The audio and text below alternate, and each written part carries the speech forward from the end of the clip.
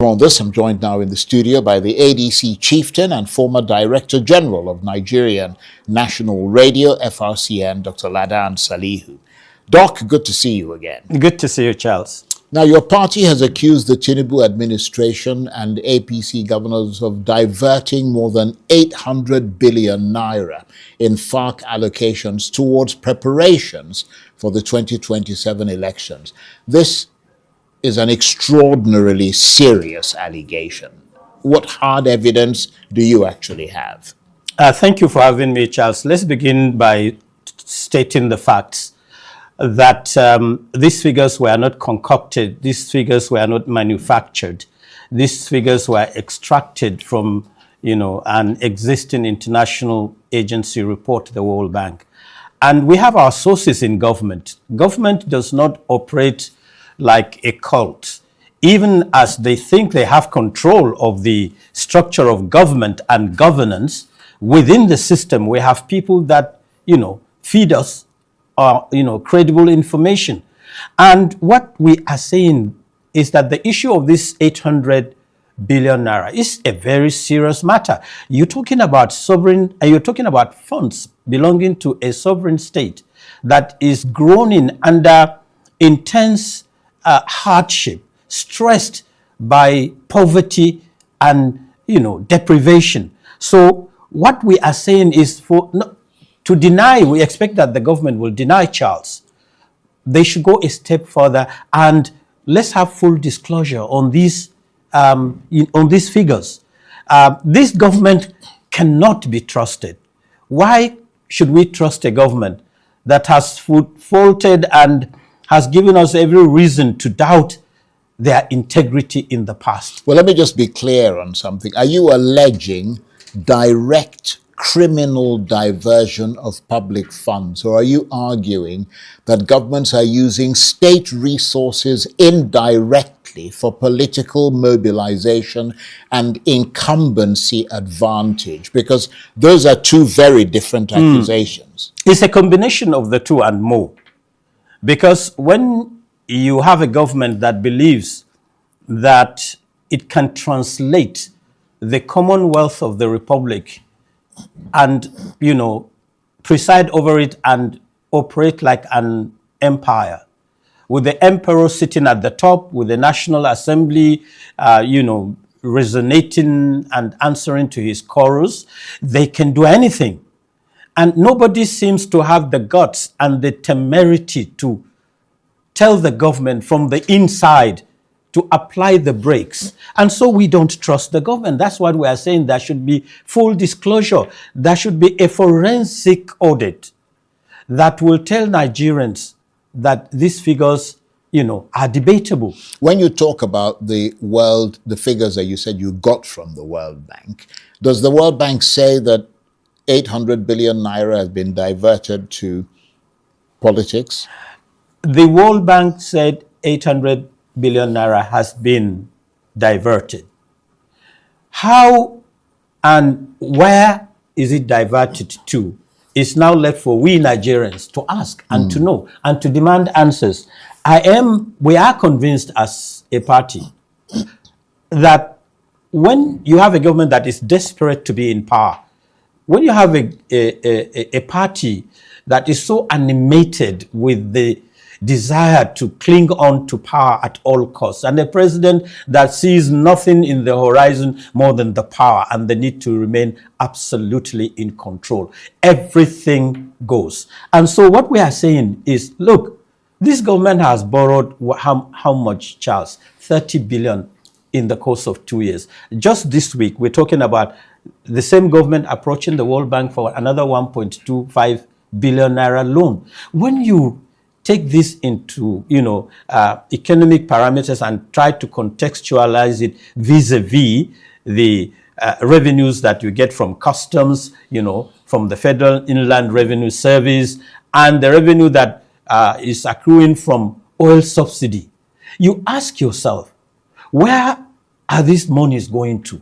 And that's a legitimate question to ask. We don't see anything. I mean, that's why you're the opposition. Yes, we don't see anything. But if your evidence for this diversion of funds is strong, Have you submitted documents, payment trails, or audit material to the EFCC, the ICPC, or even the National Assembly? Or is this primarily a political allegation designed to shape public opinion? No, it is a red flag. We've put Nigerians on notice. We have told, our story. It is now left for the seraphs of this world, the Economic Intelligence Unit, which is an appendage of the government. No, but if you have the evidence, why can't you follow it through? The evidence will be collated comprehensively, right, and will present it to the government. We are not just, it's not just a fly about allegation. And government will try to bring up all sorts of issues to try and convince Nigerians that there are coded deductions within the Federation account. They will tell you the deductions are meant for this and for that, stamp duty and what have you. Look, the golden years of our administration of the federal, FAC accounts was the years of Ngozi Okonjo-Iweala, who will look at the president and say, no, Mr. President, this is the way to go. Who will look at payment vouchers and question them and go to the president and say, Mr. President, I don't believe this voucher is properly audited. And he will give her the leeway. Today, everything goes. Nobody can question the president. And so, information may be slow and sketchy in coming, but they are credible. And that is why we say there should be full disclosure.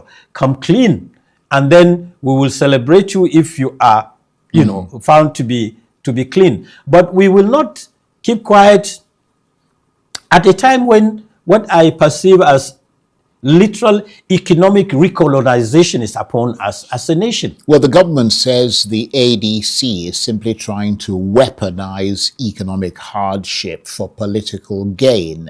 How do you respond to Nigerians who may ask whether the opposition is exploiting public frustration rather than offering concrete solutions, which is why this evidence is so crucial? No, Charles. I mean, anybody can get up and say that, if somebody can come out and say that you collected money from the government yesterday and say that you should prove that you didn't. You see what I mean? You're supposed to be innocent until proven guilty. Until proven guilty, I agree. So where's your evidence? That's what everybody is asking. I mean, if the evidence is there, bring it out, and then let the people see the points you're making, and I mean, that's the way to go. You're accusing the government of building a political war chest while Nigerians suffer. But let me just finish this very quickly, because I know you've got to respond. But can the ADC itself honestly say that opposition-controlled states, and I'm not talking about the ADC itself, but just the opposition in general, opposition-controlled states are models of transparency and prudent use of FARC allocations? Well, let me say that the idea of evidence, 99.9% of it is out there. 800 billion naira is there, that is now left for the government to come out and give us. And denial is not disclosure. They must come clean and say, okay, beyond our denial, these are the figures that we have found out. And 800 billion naira, when you look at it, pari passu with the $11 billion road project between Lagos and Calabar, and almost an equivalent value from Sokoto to Lagos that was never subjected to any due diligence, 800 billion naira becomes chicken change. So the attitude of the government is to take everything for granted and to believe that they can go and run away with the figures that they embezzle, or they, like I said, in coded form, try to siphon from the Federation account. And these figures are captured as figures of suspicion, figures of, that have not been duly explained to Nigerians. And so it is incumbent upon them to give that explanation. To give that evidence. Yeah. Well, you have a point there. If the ADC came to power tomorrow, what specifically would you do differently with FARC allocations? Because Nigerians are tired of opposition parties criticizing governments without presenting measurable alternatives. What I can assure you, Charles, is that we have laid down a very, very comprehensive, very authentic, manifesto that has... Well, we still haven't seen it. Yes, I will oblige you a copy of it. But generally, what we believe is that an ADC government will practice government within the accepted norms and context of civilized behavior in governance. When we talk about figures, we will come clean.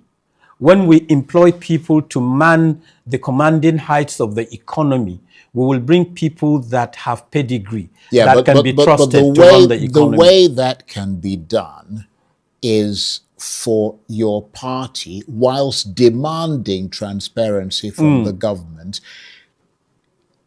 also show Nigerians full public disclosure yourselves at this level of campaign financing, donor networks, and political spending from parties like your own. I mean, that's what people expect from you. So that you can then talk from the point of view of, hey, look at where we are at this sort of small level. We're absolutely transparent.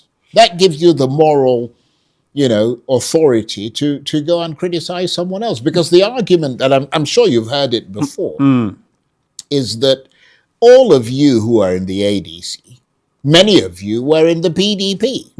You were in the APC. You were in the parties that have been in government, and parties that, like the PDP, that were hounded out of office because of things like corruption. Many of you, some of the people you were with, have been in, positions of executive control. I mean, how transparent were they? Okay. Let me see. I hope this does not stir the hornet's nest. Let us begin. Careful. Let us begin with, say, Atiku Abubakar. Yeah. And somebody like Mohammed Hayatuddin. All right?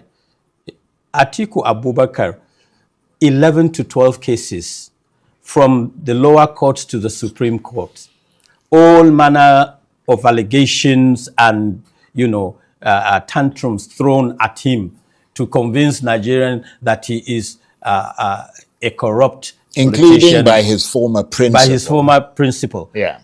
They ran right through to the Supreme Court. As I speak to you, not one competent court of jurisdiction, not one iota, not one shred of evidence has been provided by anybody. And Atiku has told Nigerians himself that, look, bring an evidence.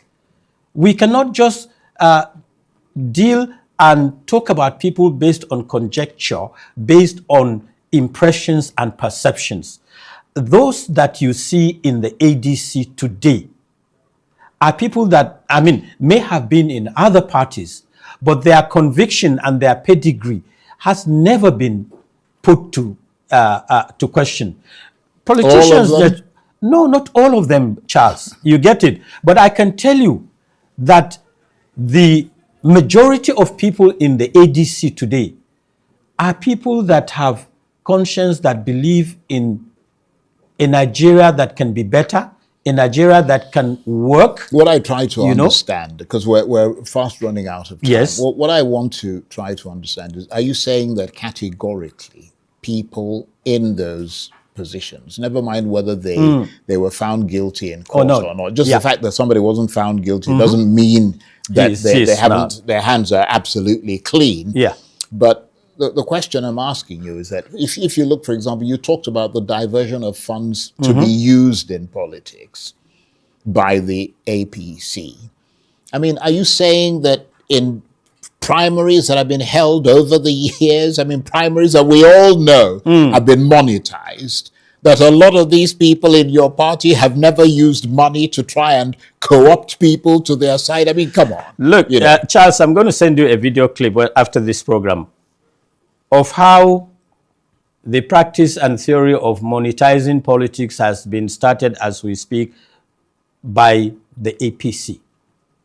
So it didn't exist during the PDP. No, because we have not done any, as we speak today, we have not done any convention that will produce any candidate that has any record that tells Nigerians that we have utilized money to win over anyone. But what I am saying generally, I'm not the one to say. I said the PDP. Anyway, the PDP and you're all right. But I'm going to talk about just the ADC because that is where we are. Yeah. I want you to ask me the same question when we finished our convention, whether there are clips, whether there will be evidence, whether there are, issues that are related to, vote buying or, that I will utilize to answer your question. But as it is now, the ADC is a clean baby. The ADC, is bothered and concerned about how we will take 141 million Nigerians out of poverty. And the groundwork for that is being marshaled by our own economic team. Right. The ADC is concerned about how we will offload millions of youths. We've got 20 seconds. Yeah, for millions of youths from unemployment into employment and to mop up what do you call it, out of school children. But most importantly, the ADC is out on a mission to ensure that we form the government in 2027. On that because note, we have the capacity to do so. I want to thank you very much indeed for coming in. Dr. Ladan Salihu is an ADC. It's difficult, isn't it? It's an ADC chieftain and former Director General of the Federal Radio Corporation of Nigeria. Thank you very much indeed. Thank you for having me, Charles. That's it.